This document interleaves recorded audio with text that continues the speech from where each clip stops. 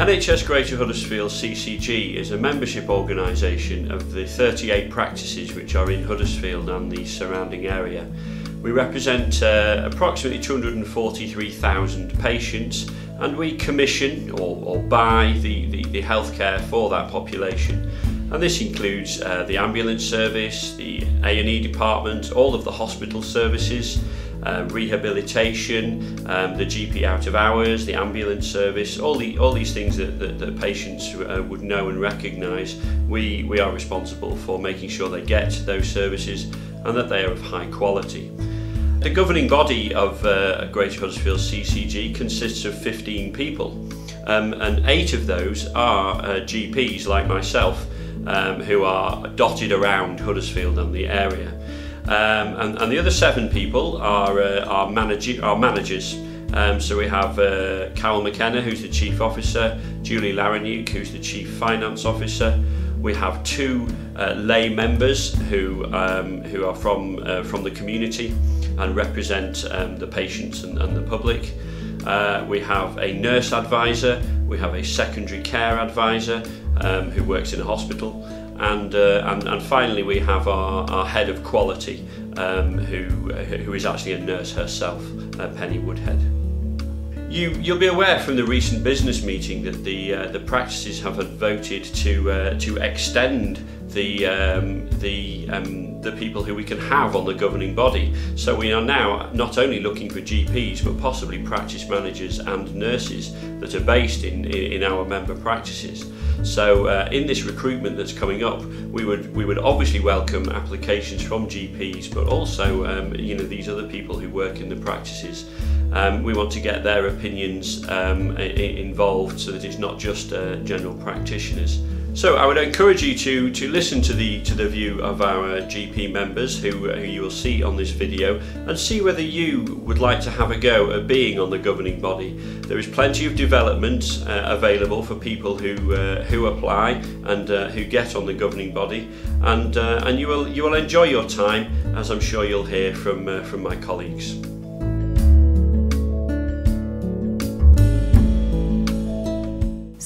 I do 3 sessions a week as a governing body member, and inevitably it impacts on my workload at the practice. So before I ever volunteered to be on the governing body, I checked that my partners were able to backfill for me and were happy to cover when I had to go off on different sessions. So the support of your partners within your practice is absolutely crucial to enable you to do your work properly, and you can't squeeze this job in on top of a full day's work. You have to have the protected time to do it properly. So from a practice point of view and partners, it's crucial they're on board that you also recognise these are distinct sessions. From your patient's point of view, they'd like us to be there 24/7, so they understand that I do things outside the practice. Well, it's put a certain amount of pressure on the practice because you need to find some backfill, but having said that, it's also been a great benefit to the practice. I now have a far better idea of how the wider health service works, how it affects my patients. It's much easier for me to pilot them through the service. I think they get a better service because they get to the right place first time, because I now know what the right place is and I understand how the service is structured. I think it's given the practice a bit more insight as to what's going on within the commissioning group, perhaps given them a heads up of things a bit earlier than they might have otherwise got it. It's got rid of me for a day a week, which some of them would be pleased about. And it's enabled me to put their views as well as mine forward in discussions at both the clinical discussion groups and the governing body itself. So I've been there representing more than just me, it's the whole group behind me.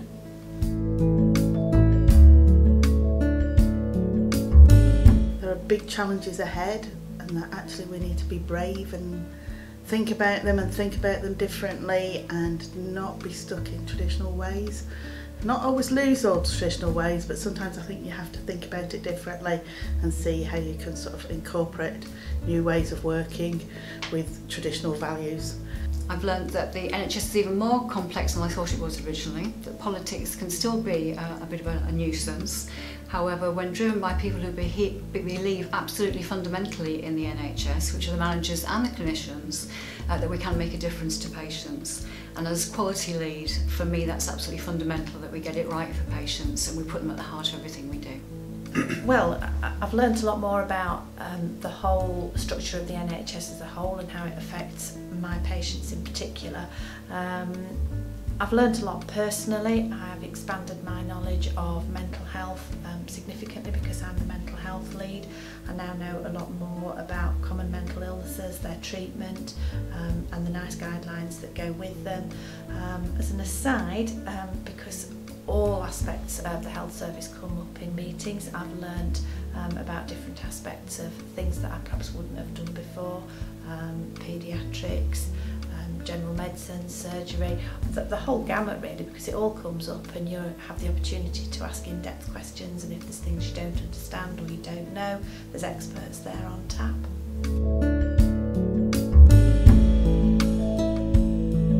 My patients have benefited from me being part of the governing body, as we have a patient reference group and they also get first-hand information from myself and the practice around what's happening in the NHS locally, what decisions are being made, and how they can be involved in shaping the future and being involved through their patient reference group to support our CCG patient reference group.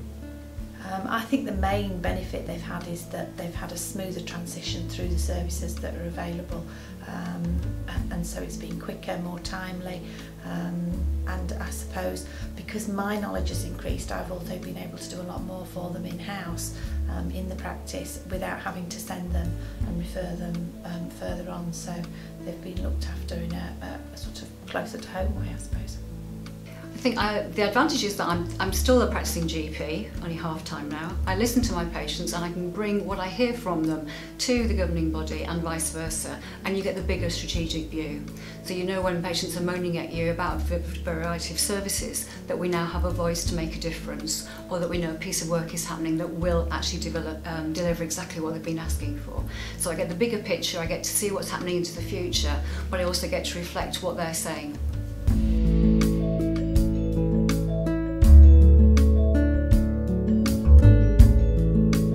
I definitely recommend joining the governing body to my colleagues, as it's an opportunity for them to also be involved in local decision making and help shape the way they want their NHS to be.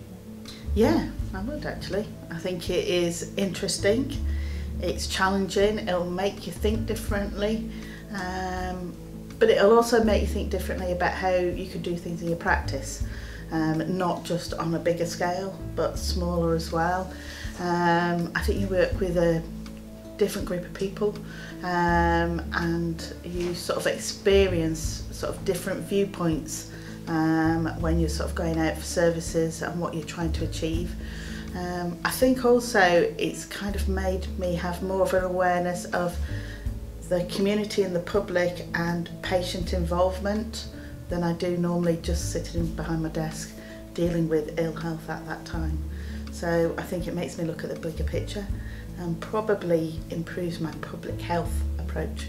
Yeah, I've enjoyed it. It's been a refreshing change at the point of my career that I'm at. I'm slightly thought of the grumpy old man of the board, and that I'm considerably older than anybody else and not looking at standing down yet.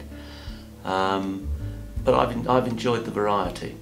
And I've enjoyed the possible influence. But we need people that are younger as well as people that are at the end of their careers, so we need a balance. Thank you for taking the time to watch this video. I hope you found it useful to listen to some of our members talking about their experiences on the governing body. If you're interested, there's lots of ways to find out more information. These include one-to-one discussions, or face-to-face or over the telephone, webinars, or you can ask any of our practice support and development team for more information during the upcoming practice visits.